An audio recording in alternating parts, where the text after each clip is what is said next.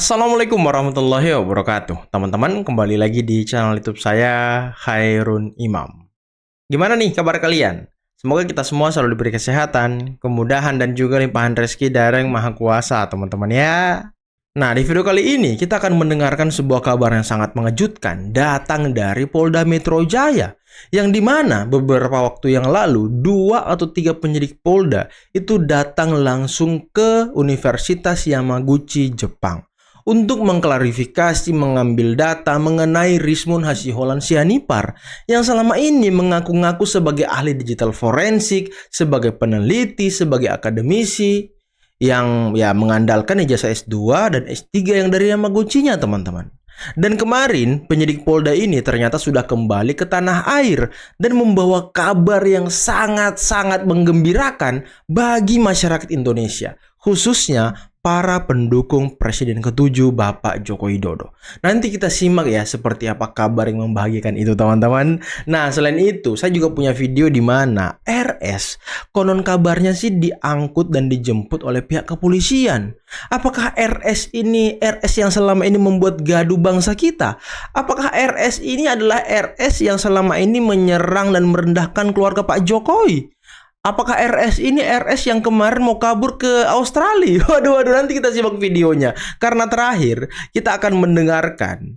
Ini Bung Semar memang sangat luar biasa ya. Beliau sudah memperingatkan Roy Suryo untuk hati-hati, untuk terus mungkin dekat dengan keluarga, habiskan waktu dengan keluarga. Jangan sia-siakan waktu yang tersisa, karena nanti kalau sudah jadi tersangka, ya akan menjadi pesakitan mungkin ya. Waduh. Oke teman-teman, sebelum kita mulai videonya, jangan lupa like, subscribe, dan share. Dan tanpa perlu berlama-lama lagi, mari kita mulai videonya berikut ini. Jadi Jokowi itu kalau masuk ke pengadilan, diproses hukum secara benar, maka ada 3 kemungkinan. 12 tahun, 20 tahun, dan maksimal yang bisa kita tuntut bersama adalah hukuman mati bagi Jokowi. Itu mulut bisa ditutup nggak itu? Kalau nggak bisa tutup kayak WC itu nggak bisa ditutup. Nah. Hati-hati Rizal Padilla, urat leher Anda nanti putus kalau tidak teriak. Dan saya ingatkan ya, jangan sampai juga Anda duluan masuk penjara daripada mau mengadili Pak Jokowi. Karena sebentar lagi ini akan gelar perkara Rizal Padilla. Sebentar lagi.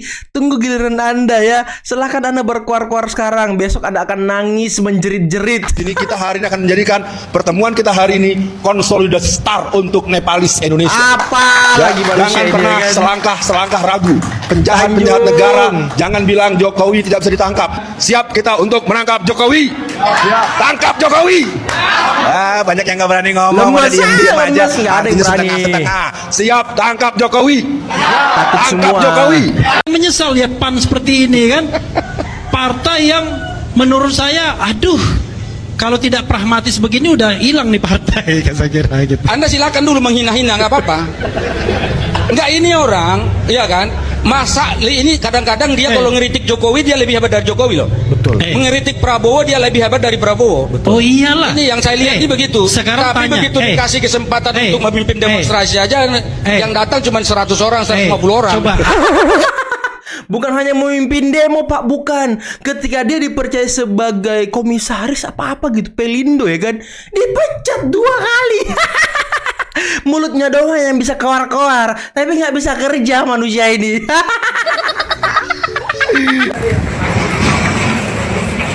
Akhirnya RS ditangkap bersembunyi di lantai 2 di rumah kediamannya. Hah? RS agak mewah sih memang rumahnya. Apa ini? RS Roy Suryo Rismon Sianipar. Bukan. Ini bukan Roy Suryo, teman-teman ya. Ini banyak yang bilangin Roy Suryo nih. Masyarakat merasa lega RS sudah ditangkap. Bukan. Ini bukan RS yang menuduh jasa Pak Jokowi palsu ya. Bukan, teman-teman. Ini kasus lain sepertinya nih. Karena Roy Suryo semalam kalau nggak salah masih live di TV. Ini bukan nih. Udah baca SPDP kan?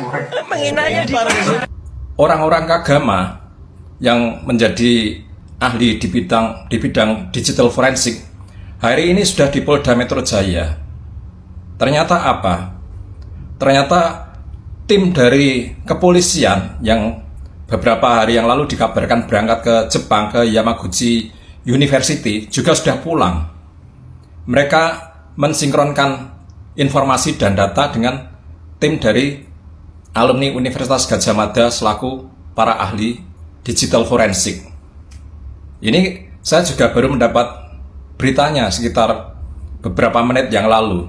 Saya dihubungi langsung oleh teman-teman yang menjadi ahli digital forensik yang sedang berada di Polda Metro Jaya.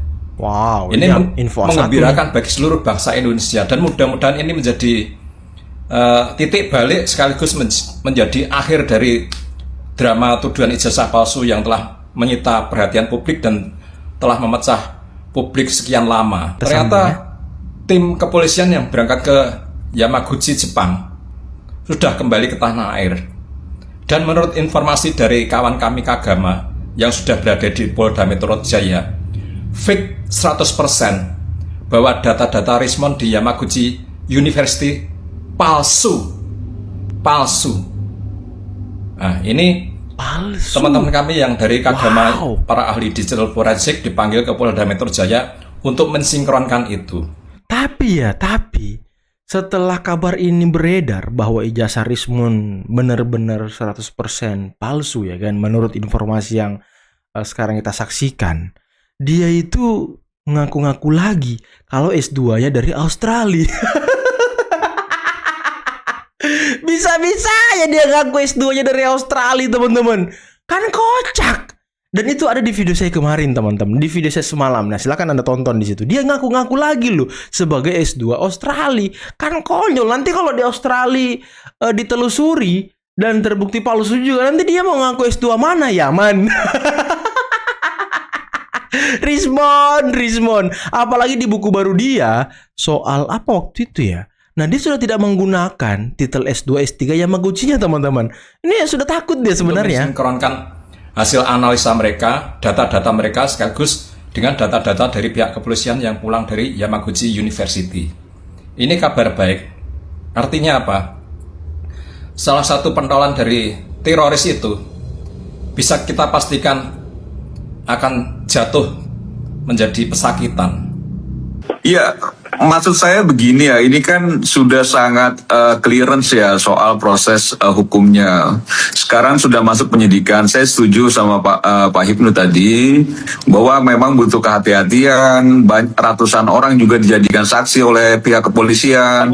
Dan tadi udah disampaikan juga bahwa akan gelar perkara. Jadi kalau Roy Suryo berharap SP3, ya saya ngelihat bahwa itu menandakan makin panik gitu Roy Suryonya kan gitu.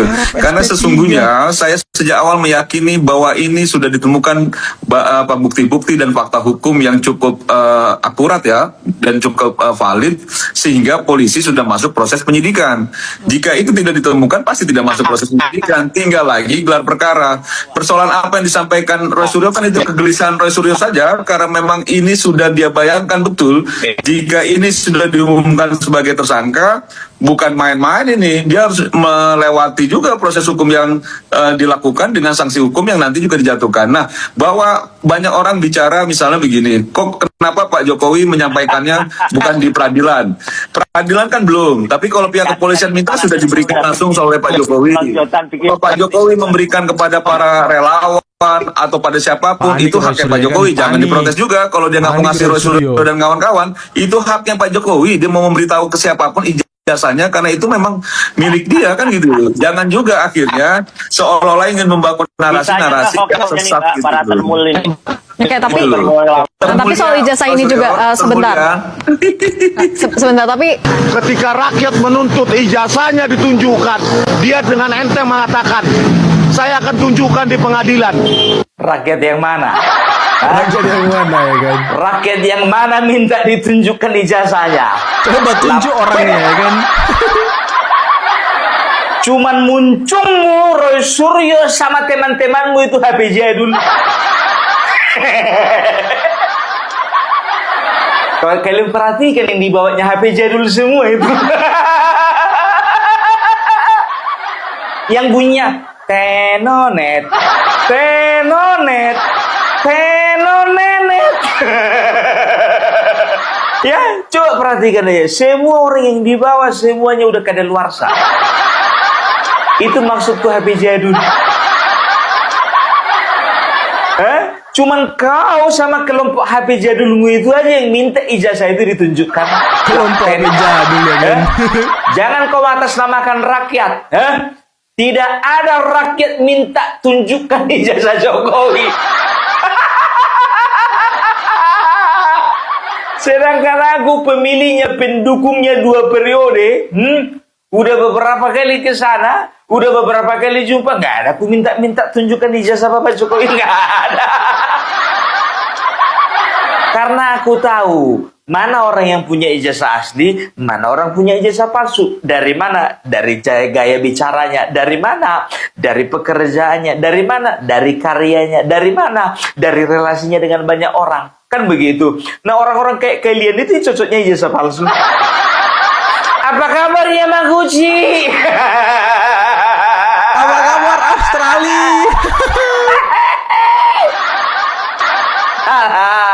Udahlah, banyak kali gayamu ya. Orang-orang kalian kayak seperti kalian itu yang harus disaksikan ijazahnya. Yang kalian bawa itu semuanya itu orangnya itu kurasa itu juga nggak punya ijazah itu. Nggak punya ijazah ya kan. Sidak Cakji dan Pertalite campuran, heroik atau settingan. Ada video yang lagi viral nih. Sidak wakil wali kota Surabaya yang juga kader PDI Perjuangan. Ia datang ke salah satu SPBU yang katanya menjual Pertalite campuran. Sekilas nih aksinya terlihat heroik. Datang langsung, lalu meminta warga yang sedang antri motor menunjukkan botol yang berisi Pertalite yang katanya nih tercampur air. Warga itu mengaku membeli Pertalite tersebut sehari sebelumnya di SPBU yang sama. Lu makan lagi? Ini Pak. Hah? Bener, mogok. Lah, ini kebetulan. Nah, ini loh. Makan itu, Pak. Kemarin malam kemarin. Sudah koordinasi kan? Oh, ini.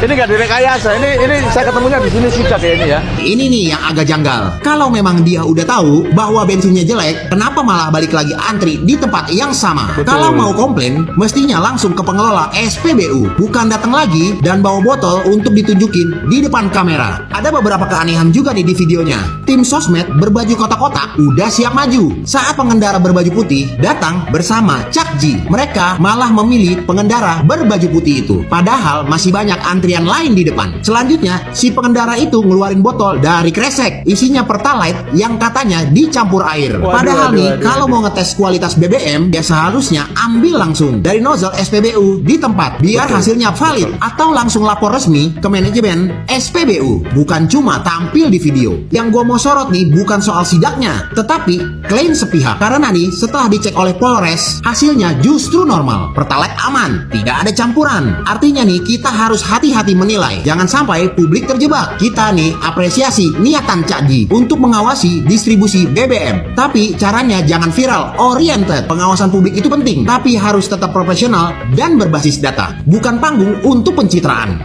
Banteng lagi, aduh, nggak habis-habisnya banteng ini ya. Dan tadi kayak settingan gitu ya.